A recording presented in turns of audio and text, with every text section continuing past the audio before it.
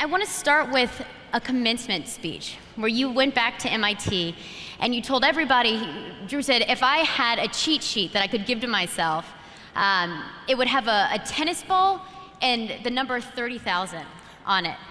Can you just explain that tennis ball and the number 30,000 to these folks?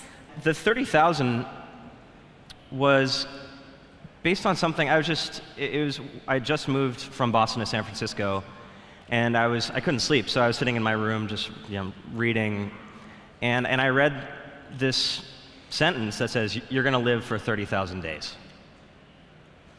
And you sort of think about it. You imagine like a big stack of like tickets or a calendar, and every day you're just tearing one off. And if you think about that for a little bit, you're like, okay, yeah, we don't live forever, obviously. But then I went to the calculator, and I'm like, all right, I was like 24 at the time. And I'm like, oh my God, I'm like 8,000 or 9,000 days down. So it's not like this last, it's not like I'm 1,000 days, it's like I'm like right. almost a third through my life.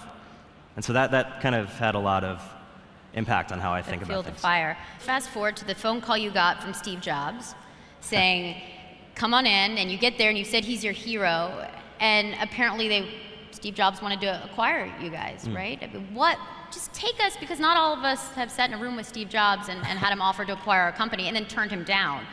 Can you just take us really quickly through exactly how that went down? He was very complimentary. He's stated things pretty simply. He was like, you guys have a great product and you should consider becoming part of Apple. And how much did he offer? We didn't talk about numbers. Oh. Do you want to talk? Oh, you didn't talk about numbers. I didn't okay. want to talk about numbers. Yeah. I got a piece of advice from one of my friends who was like, if you don't want to sell your company, don't talk about selling your company. Right. And so that was one of the last conversations of that kind we ever had. But he's very, it was a really complimentary meeting, and I mean, definitely an interesting life experience. The Microsoft CEO recently kind of came under some fire for saying that women shouldn't ask for raises because it's bad karma. What are your thoughts? Well, I think that two people doing the same work should get the same compensation regardless of their gender, background, anything like that. And that's really important to us. And when you look into this more, there are things that get in the way of that. When more than 80% of computer science graduates are men, for example, then we've got to do something about that issue that's broader than any one company.